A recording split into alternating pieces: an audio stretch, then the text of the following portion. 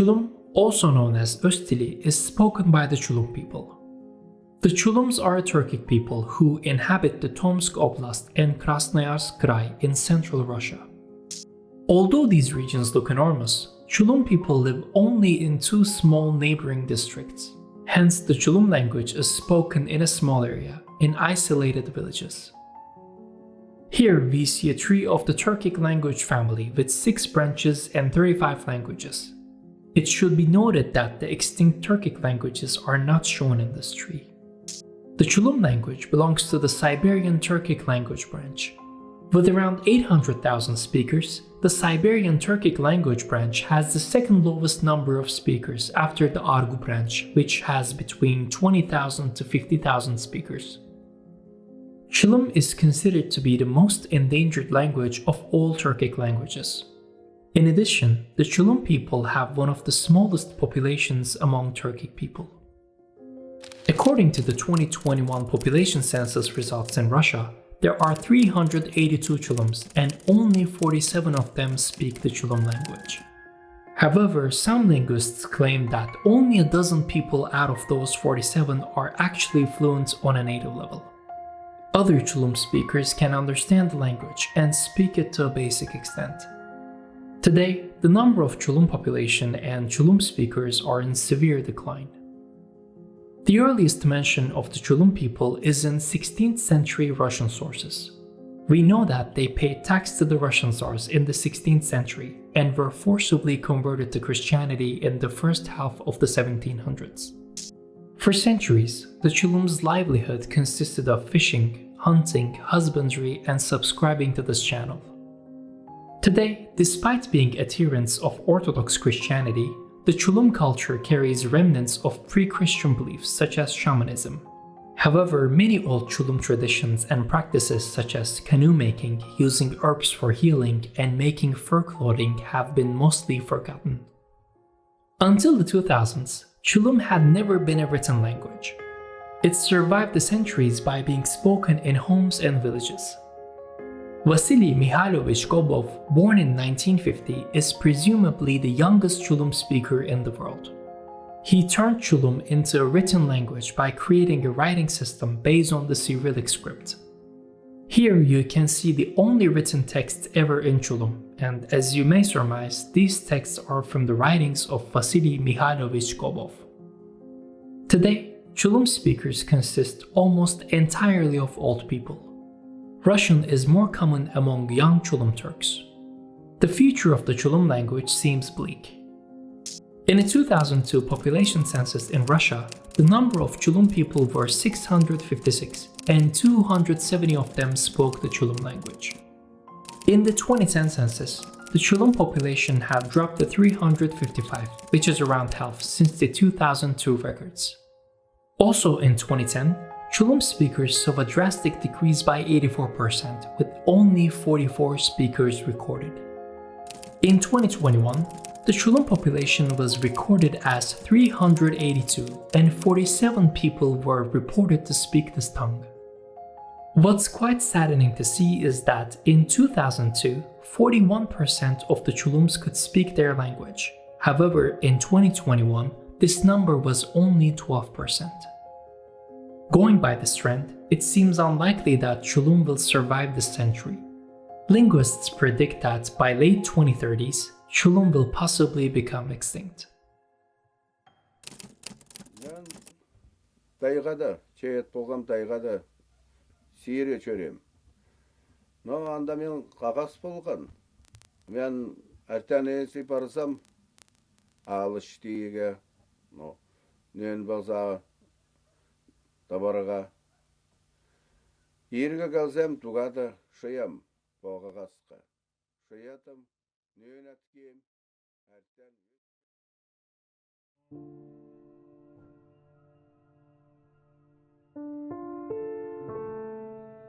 The Tofa language is a Siberian Turkic language. It is also known by the name of Tofalar. This endangered language is spoken by the Tofa people, who are a Turkic group inhabiting Russia's Irkutsk Oblast. The Irkutsk Oblast is vast, just like many regions of Russia, so it will be important to note that Tofa is not spoken widely across this enormous region. In fact, this language is only spoken in 3 remote villages, which are Verkhnaya Gutara, Nerka, and Alikjar. The Tofa people are also commonly known as Karagası or Tofalar. They are among the indigenous people of Siberia who have been inhabiting this region for millenniums. Before the Soviet Union era, the Tofas led a nomadic lifestyle in the taiga. They mostly engaged in reindeer husbandry, hunting, and fishing. With the Soviet rule, the Tofa people experienced tough times. They were forced to abandon their nomadic lifestyle and adopt a sedentary life. There were heavy restrictions that prevented them from practicing shamanism, and the Russian language was forced upon the Tofa population. According to the 2021 population census in Russia, there are 719 Tofa people, and only 9 of them speak the Tofa language. However, despite official numbers, it is more commonly accepted that the number of Tofa speakers are around 30. Until recent history, Tofa was a spoken language only. In 1989, Russian linguist Valentin Ivanovich Rasadin developed a writing system for the Tofa language based on the Cyrillic script. These letters that I do not dare pronounce were added to the Russian alphabet to create this writing system. Today, Tofa is taught in 3 schools in the villages of Verkhnaya Gutara, Nerka, and Alikjar, where the Tofa population resides. Unfortunately, classes in Tofa are only available until the 4th grade, which is certainly not enough to pass this language to the future generations. The Tofa language is quite an interesting amalgam of Turkic, Russian, and Mongolian. Despite being a Turkic language, this soon-to-be extinct tongue has had a lot of influence from different languages. In the medieval ages, the Tofa people had a lot of contact with the Mongols, which resulted in this language borrowing hundreds of loanwords from medieval Mongolian. In addition, Tofa has many loanwords from Russian as well. And although not too many, Tofa also has some words whose origins cannot be determined by linguists. While doing research about Tofa and going through the resources about this language, I found something fascinating that shows how the lifestyle of people has a massive impact on their language. As I mentioned, reindeer husbandry has been an important part of the daily life of the Tofas. In fact, it will be safe to say that it is the most characteristic of Tofa culture. Here in this visual, we see how reindeer husbandry has had an impact on the Tofa language. This language has a different word for all stages of the first 5 years of a reindeer's life. This is a fascinating classification system that cannot be translated into any other languages. Today, Tofa is spoken mostly by the elders of the Tofa community. Although the Tofa population has not decreased drastically since 2002, the number of Tofa speakers has, since Russian is more common among young members of the Tofa community. Let's take a look at the changes in Tofa population and Tofa speakers throughout the years. In 2002 census, there were 837 Tofas, 378 of which spoke Tofa. In 2010, however, the Tofa population was 762, and the number of Tofa-speaking population was 93. In 2021, it was recorded that in Russia there are 719 Tofa people, and only 9 of them spoke the Tofa language. Parika, pria, oyda çerlen. Oyda ol çerleş hevergen. Karnyansız tıhıp çürüygen. Karnyan tıhkaş, amında çerle yani. Halde çerlen.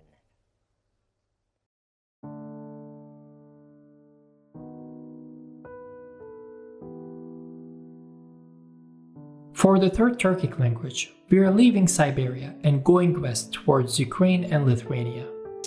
Karaim, also known as Karaitili, is a Turkic language that belongs to the Kipchak language branch alongside Kazakh, Kyrgyz, and Tatar. Among Turkic language branches, Kypchak has the third highest number of speakers with between 27 and 31 million speakers. The Karaim language is spoken by the Karaits people. Although there are too many theories about the origin of the Karaits, it's commonly accepted that they are a group of Crimean Tatars, therefore of Turkic origin. The Karaits are adherents of Karait Judaism, and they have been living in several different parts of Eastern Europe for centuries. The main difference between Karait Judaism and the mainstream Rabbinic Judaism is that the Karait belief recognizes only the written Torah as the supreme authority and not the oral law. In Hebrew, the Karaim language is called Lashon Kedar, which can be translated as the language of the nomads in the setting. Today, it's assumed that there are around 2,000 Karaits across the world, and around 80 of them can speak the Karaim language. Karaim has three dialects, which are the Crimean dialect spoken in Crimea, the Trakai-Vilnius dialect spoken in Lithuania, and the Lutsk College dialect spoken in Ukraine. Actually, here in this point, there is a lot of contradictory accounts, so it's not easy to find reliable information. In this case, we would have to make our own judgments by trying to analyze our findings rationally. The Crimean and Lutsk College dialects of Karaim are considered to be almost extinct. It's presumed that the Crimean dialect has little to no speakers left, and the Lutsk College dialect is considered to be dead. Since Crimea has been annexed by Russia in 2014, this region was also added to the Russian population census in 2021. And according to the results, we can see that there are 500 Karaits people and 45 Karaim speakers in Crimea. The second most significant Karaim-speaking community is in the town of Trakai in Lithuania. The 2021 Lithuanian population census shows us that there are 192 Karaits in Lithuania.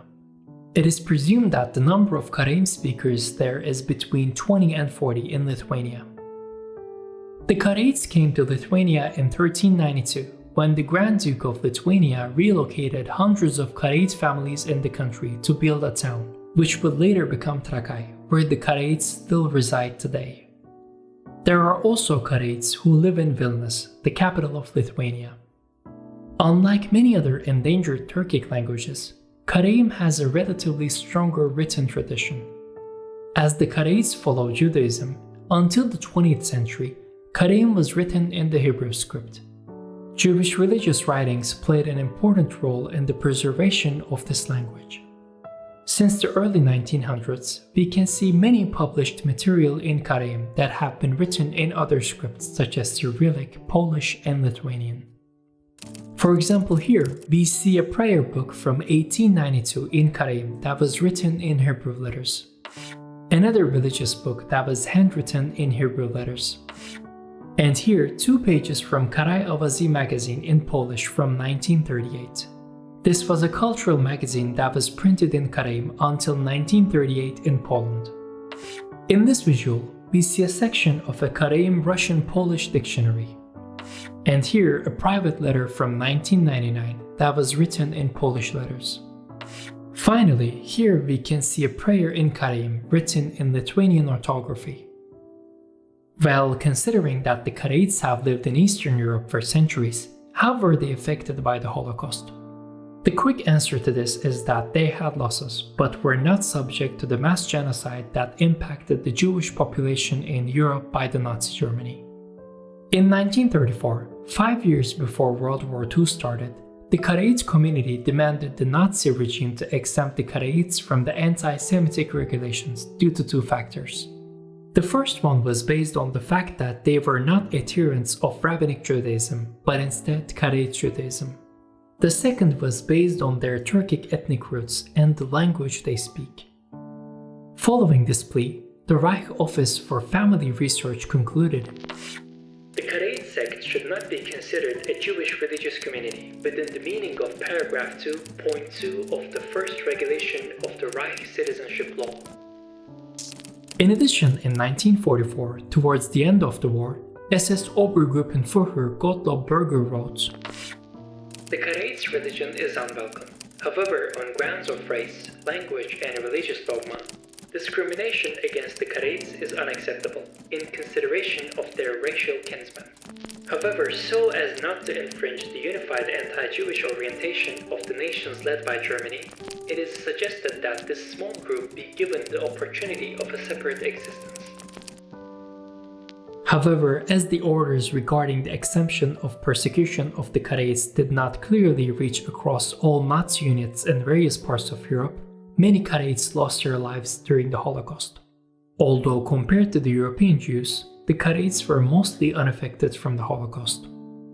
Today, the Karaim people in Lithuania have the strongest presence as an ethnic minority compared to the other countries where the Karaims reside. Across Lithuania and Crimea, there are synagogues, also known by the name Knessa, where the Karaims practice their religion. There are also many old Karaim cemeteries that are now covered in vegetation and reclaimed by nature. As I was doing research about the Karaims, I found this very interesting website that was created by the Karaims in Lithuania, where you can learn a lot about them. Although there are attempts to preserve this language, such as opening summer schools in Lithuania to teach Karaim to the Karaims, and publishing online dictionaries such as this Karaim Russian one, the number of Karaim speakers is less than 100, and it's getting less and less each year.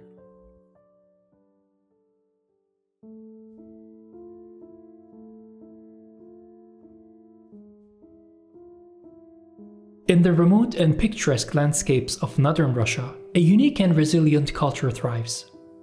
Nestled within the vast expanses of Siberia, the Dolgan people have preserved their rich heritage, customs, and a language that is as fascinating as it is rare, the Dolgan language. Dolgan is the northernmost spoken Turkic language. It is spoken in the Krasnoyarsk Krai in central Russia.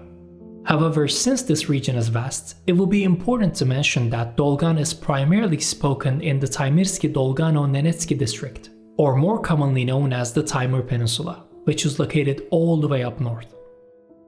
It is one of the most isolated and sparsely populated parts of Russia, with temperatures reaching as low as minus 50 degrees Celsius.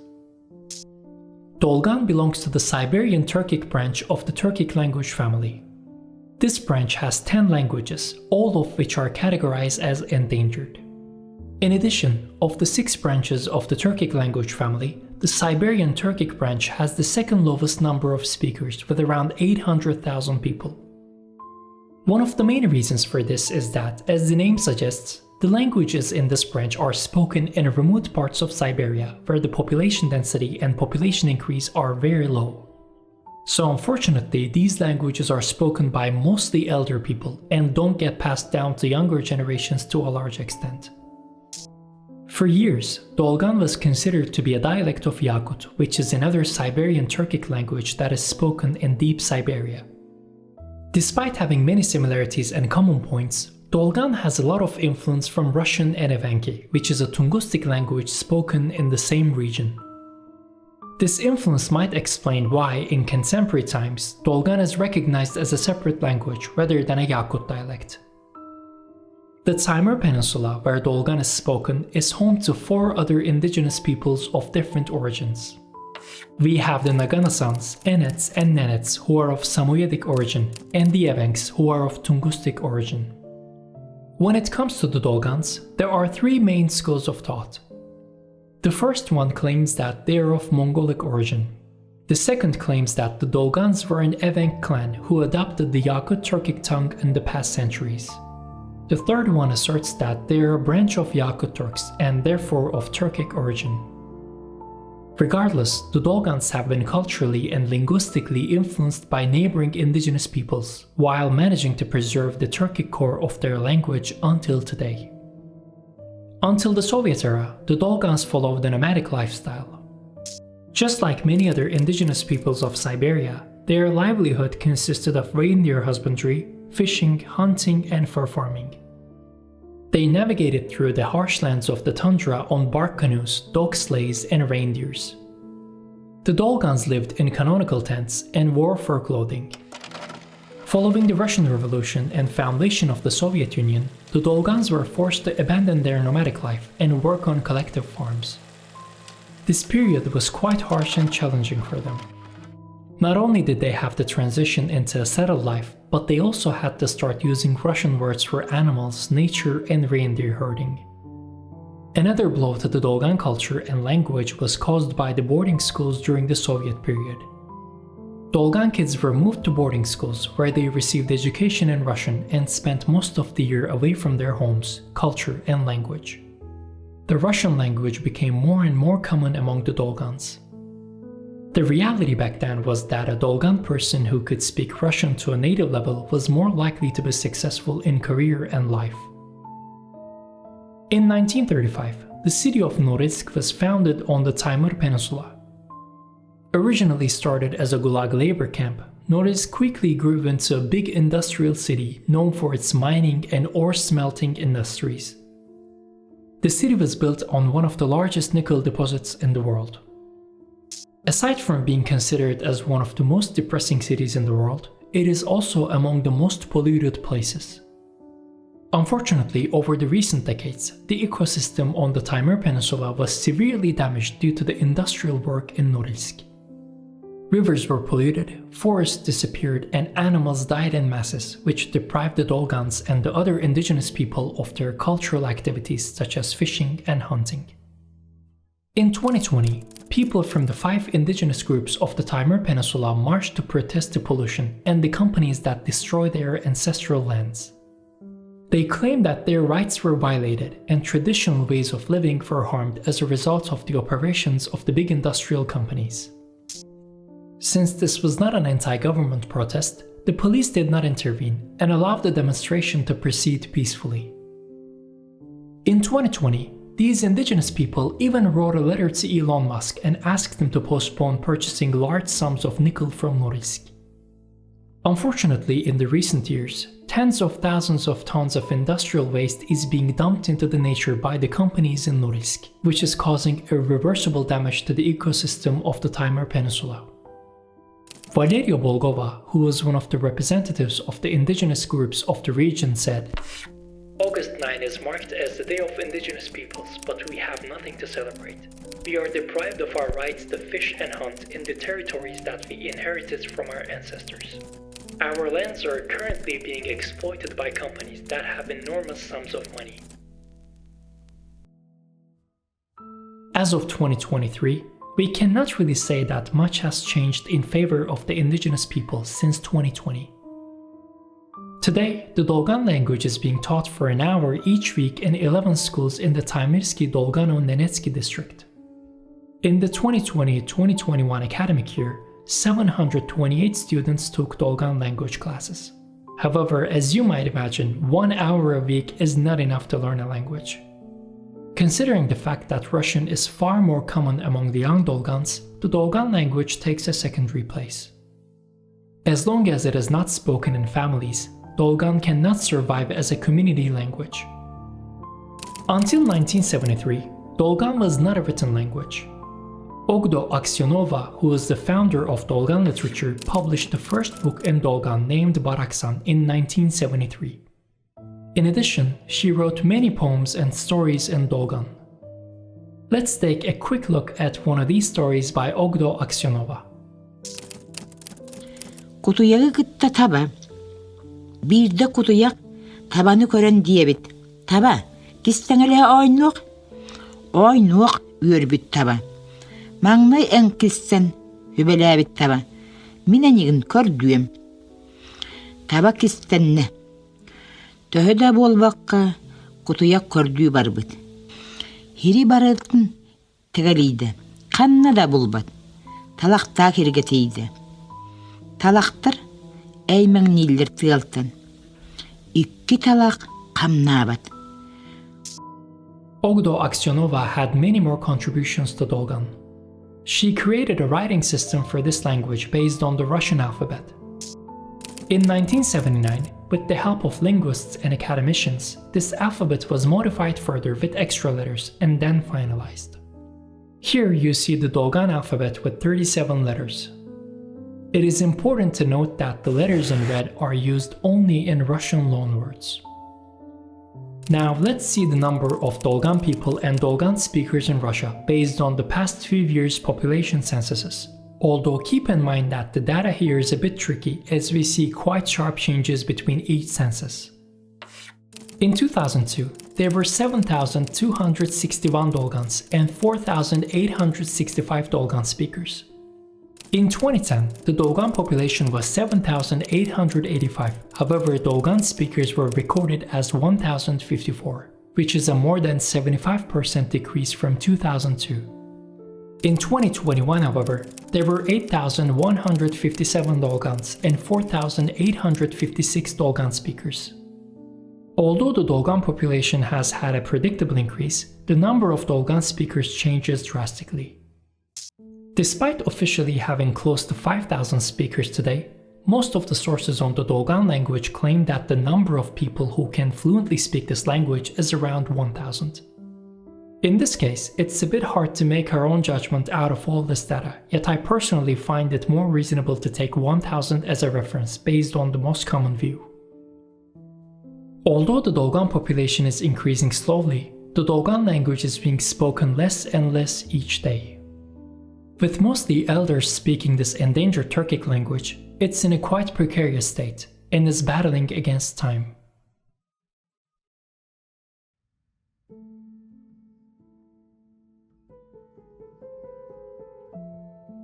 Shor, also known as Shor Dili, is a Siberian Turkic language that is spoken primarily in Russia's Kemerovo Oblast and Republic of Khakassia.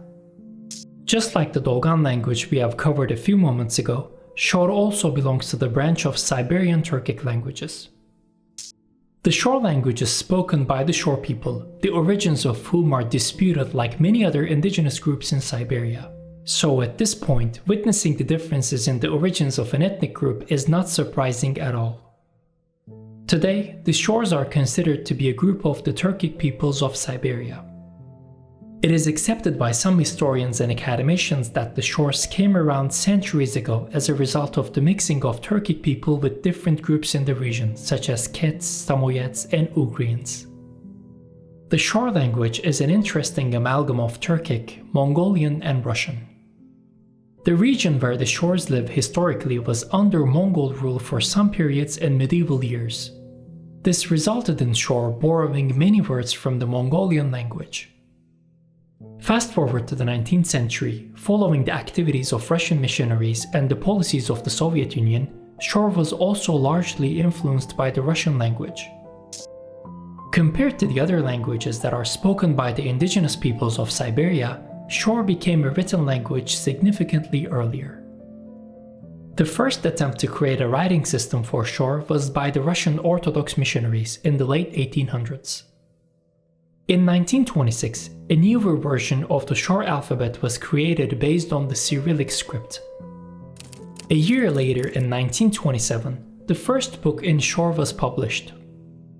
Interestingly, between 1929 and 1938, the Latin alphabet was used to write Shor. However, in 1938, the Cyrillic script was adopted again. Today, the Shor alphabet is based on Cyrillic letters. Until the Soviet Union era, the Shors had a very unique culture and a characteristic way of life. They mainly engaged with hunting, fishing, blacksmithing, and iron ore mining. The Shors' nature-oriented way of life has had a massive impact on their language, which can be observed in the rich vocabulary of Shor when it comes to nature, animals, plants, weather, and hunting. In the 17th century, the Russians conquered the ancestral lands of the Shors. Following this event, the Russians moved to this area en masses. By the 18th century, the Russians had the full control of the trade and resources in the region. Since the Russians had far more advanced items and blacksmithing methods, their presence eventually put an end to Shor iron mining and blacksmithing. In the 19th century, with the formation of an Orthodox missionary station in the region, the Shors were officially considered to be Orthodox Christians. Although today a considerable number of the Shors actually follow Christianity, some Shors did not give up Tengrism, which is a shamanic religion that was very common among the Turks and Mongols in the past. Due to the policies of the Soviet Union, the Shors were forced to give up their nomadic lifestyle. They worked in industries such as railroad, mining, and farming, and this was not easy for them. The Shors had a hard time leaving their way of life and working in jobs that were mostly opposite to their culture. It is saddening to see that although the Shors live on lands that abound in valuable resources such as iron, gold, and coal, they cannot profit from these at all. Today, the Shor language is studied and taught at Kemerovo State University. There have been also some important developments in Shor literature and printed media. For example, a translation of the book Alice's Adventures in Wonderland to the Shor language can be found on Amazon. While I was going through sources on the Shor people, I found invaluable photos from the early 1900s that give us some great insight into their life. These photos were taken by the Russian explorer G.I. Ivanov during his expedition to the Shorelands in 1913. Here we can see Shor people of different backgrounds and in different conditions. For example, here we see a couple that is dressed in Russian-style clothes. This man wearing a cross, which shows us that he is Christian. These women who are in traditional Shor clothes and might be adherents of Tengrism. And this young man who's in traditional clothes and wearing a cross. Also, one thing that caught my attention is the visible health problems of the people, and especially the children. Most of the children in the photos have swollen stomachs, which is an indicator of malnutrition. There is also this old man who seems to be suffering from the same issue, and this man who has an enlarged thyroid gland. In addition to these, there are dozens of more photos that depict scenes from the daily lives of the Shors. While going through these, I felt both fascinated and saddened at the same time. It's simply amazing to be able to see such unique photos from the past. However, at the same time, it's sad to see some people who had such harsh lives. According to the 2002 population census in Russia, there were 13,975 Shors and 6,210 Shor speakers in Russia. In 2010, the Shor population dropped to 12,888 and Shor speakers to 2,839. In 2021, the number of the Shors was recorded as 10,507 and Shor speakers as 2,927.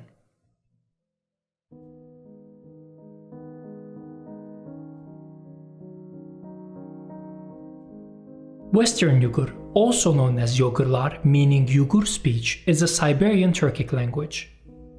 Alongside Fuyu Kyrgyz, Western Yugur is one of the two Siberian Turkic languages that are spoken in China. Western Yugur is spoken by the Yugur people in Sunan Yugur Autonomous County in China's Gansu province. The Western Yugur language should not be confused with the Uyghur language, which is another Turkic language that is spoken in China. And the Yugur people should not be confused with the Uyghurs, who are another Turkic ethnic minority in China. According to the 2020 Chinese population census results, the Yugur population in China is 14,706. The Yugurs who live in the Sunan Yugur Autonomous County consist of 4 linguistically different groups. The first and the largest one is the Western Yugur people, around 4,600 of whom speak the Western Yugur language.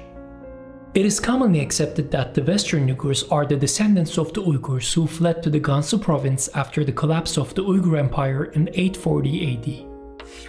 The second group consists of the Eastern Yugurs, around 2,800 of whom speak the Eastern Yugur language. Unlike Western Yugur, Eastern Yugur is a Mongolic language. When it comes to the ancestry of Eastern Yugurs, there are 2 main theses. The first one claims that they had the same ancestry as the Western Yugurs, however they got Mongolized and adopted the Mongolic language over the centuries. The second one claims that they are the descendants of the Mongol groups that invaded northern China in the 13th century. And the third and the fourth groups consist of Tibetan and Mandarin-speaking Yugurs. Western Yugur has been isolated from the rest of the Turkic languages for almost 6 centuries.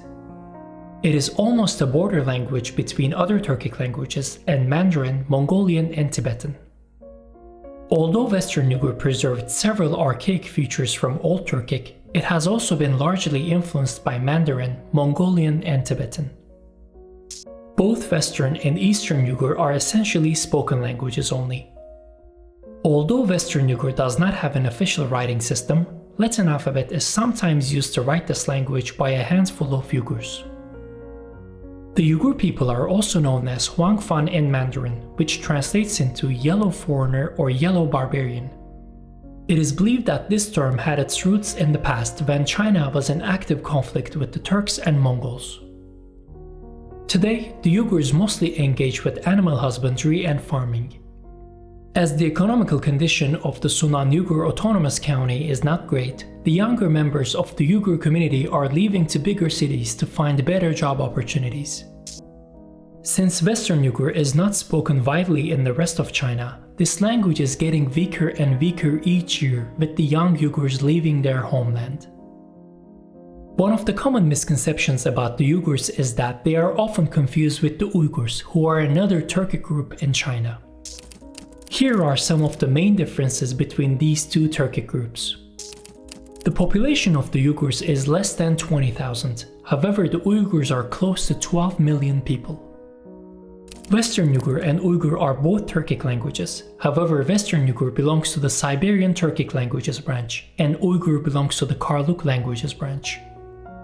The Yugurs mostly follow Tibetan Buddhism, whereas the Uyghurs are predominantly Muslims. The first time when Western Yugur was recorded was in the late 19th century by Russian ethnographer Grigory Potanin. During his expedition to China between 1884 and 1886, he documented a small glossary of 200 Western Yugur words. Starting from that point, many researchers, linguists, and historians have worked on Western Yugur. In 1992, a Western Yugur to Chinese dictionary with 7,000 words was published. Here you see a page from this dictionary, and as you can see, Western Yugur is written in the Latin script. Today, although it is one of the least studied Turkic languages, there are some interesting works done to preserve Western Yugur. For example, while I was doing research to prepare this video, I found an online Western Yugur English Mandarin dictionary. Just like the 1992 dictionary, this online dictionary also used the Latin alphabet to write Western Yugur. The unofficial Western Yugur writing system has 36 letters. It would be accurate to say that this writing system is not common at all among the Yugurs, and it is mostly used for academic and research purposes. Unfortunately, in this day and age, Western Yugur is classified as a critically endangered language.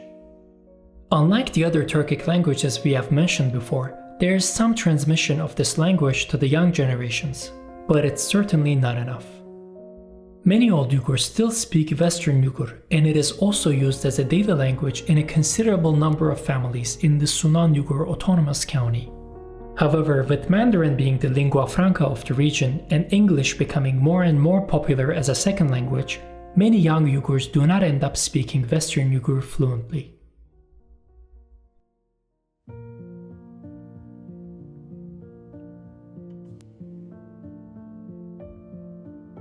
In 1945, close to the end of World War II, the Soviet army defeated the Japanese and entered the territory of Manchuria in northeast China.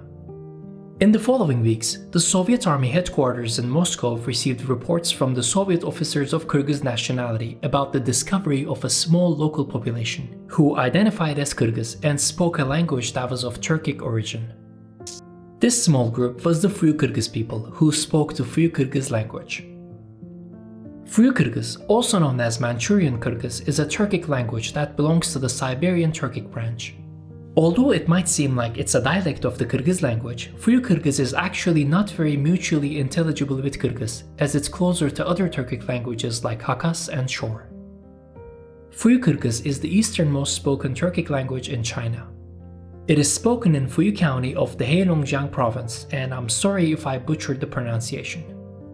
Today, around 1,400 people identify themselves as Fuyu Kyrgyz in China. However, the number of people who speak the Fuyu Kyrgyz language is around 15, which is 1% of this community's population. Fuyu Kyrgyz people are not recognized as one of the ethnic minorities of China. They are heavily influenced by the local Mongolian community, whose number is more than 300,000, and the Han Chinese majority.